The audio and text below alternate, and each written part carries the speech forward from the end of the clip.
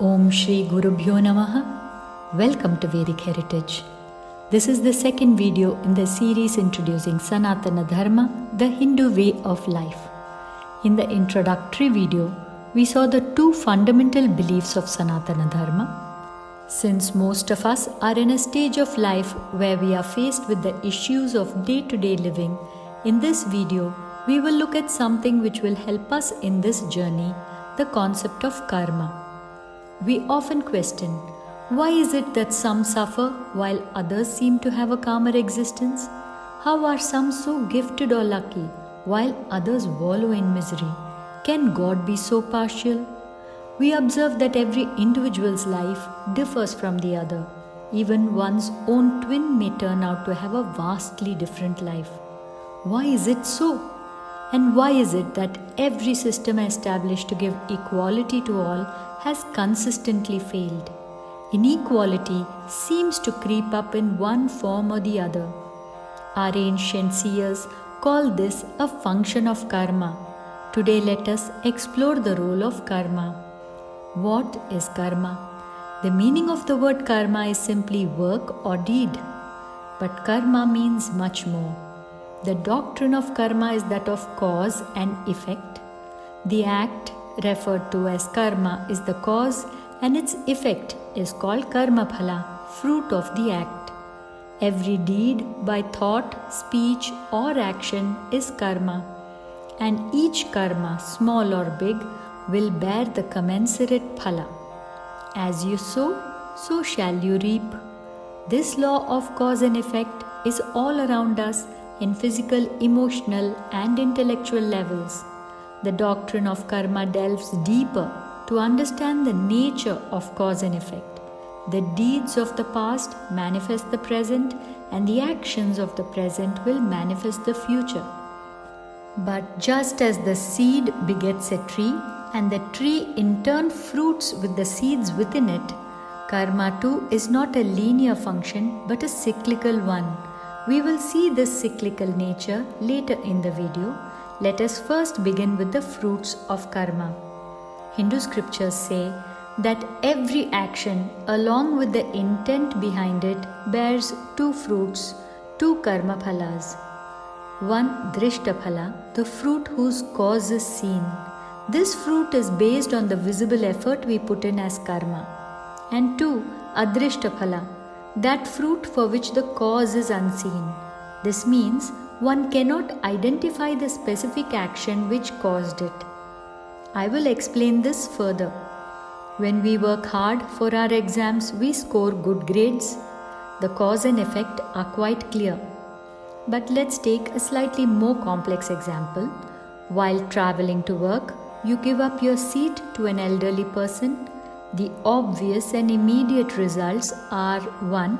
You may remain standing the rest of the journey. 2. The elder thanks you. 3. You feel happy. All these are drishta phala, where the cause is visibly seen. Drishta in Sanskrit. When you perform this act of courtesy, the intent behind the act is kindness, of selfless action. The goodwill generated in the elder and the contentment of a kind act performed in your mind earn you another phala, the fruit of intent. This benevolent act is called Punya Karma, and its effect fructifies in a similar way, bringing you a beneficial circumstance or kindness later in life. Unlike a physical action, intent is an emotion. Goodwill and kindness cannot be seen, and therefore the effect or the results of this act too are in the unseen level, and we will not be aware of the reason we receive this blessing, as it will manifest only at a future time. To contrast this example, let us suppose that you find an empty seat in a bus and go towards it, just as an elder too has come towards it. But you notice a puddle of water below the seat and do not want the seat. But you let the elder take the seat without warning her of the puddle. On the face of it, it may look like a good act, but the real reason you offered the seat is because you no longer wanted it. Unaware of this, the elder thanks you. This is a drishta phala, the obviously seen result.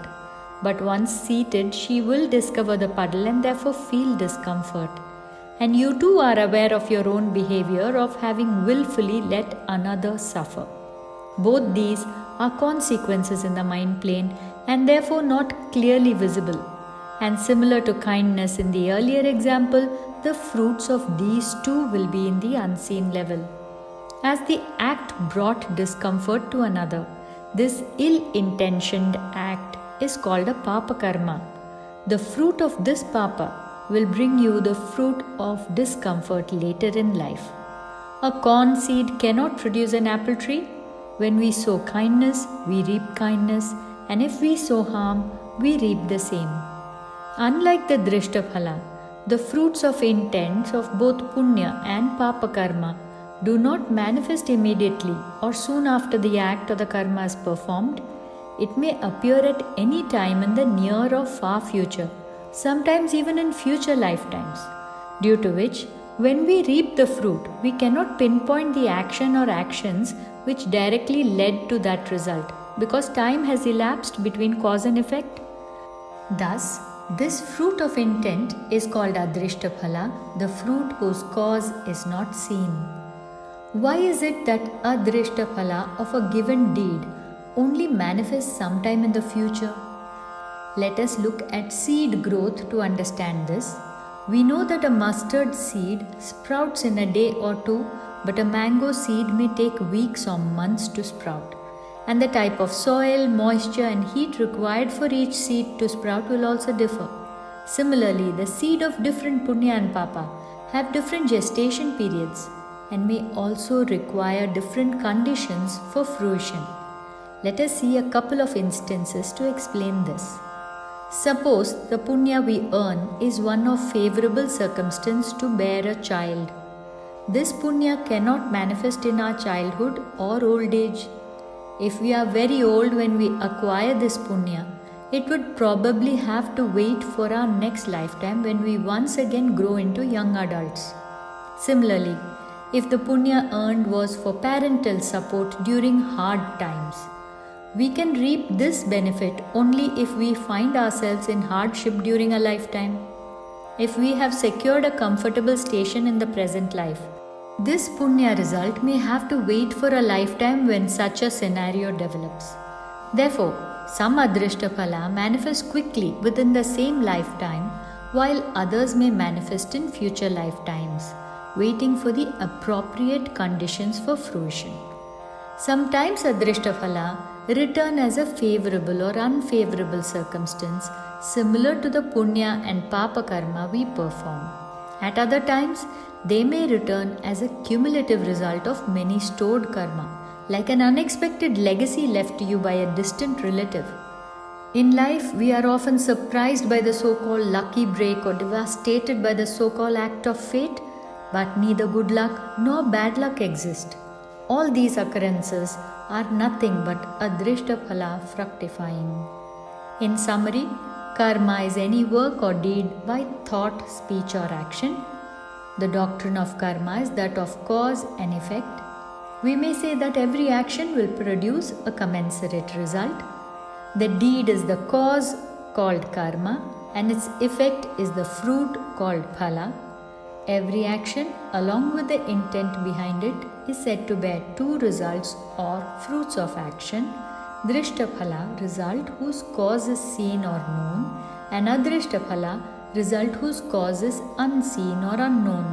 If the intent behind a karma or a deed is good, it is called a Punya Karma, which will bear the phala of favorable circumstance in the future, which will bring happiness.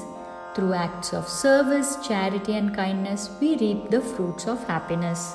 Similarly, ill-intentioned karma is a Papa Karma, which will later return as an unfavorable circumstance, bringing unhappiness. I have now introduced Punya and Papa Karma, but you may wonder how these good and bad intentions may affect us in life. What about all the actions which don't necessarily fall within these two categories? Can we then say that some actions are more important than others? Who keeps track of Punya and Papa of every human born all over the world? I will address these questions in the next video by discussing another important Adrishta Phala called Samskaras. Our Shastras, the spiritual texts, tell us that by understanding the nature of karma, we are free to take back control of our lives and direct our own destiny. Karma is a vast topic, but I will endeavor to break it down into easy bites of information for you. If this topic interests you, do share with friends and family. Subscribe and press notifications to get updates on new uploads. Vedikheritage channel has videos on a variety of topics with easy explanations on Hindu knowledge for the beginner. Do check them out. Do like and share with others. Thank you for watching. Hari Om.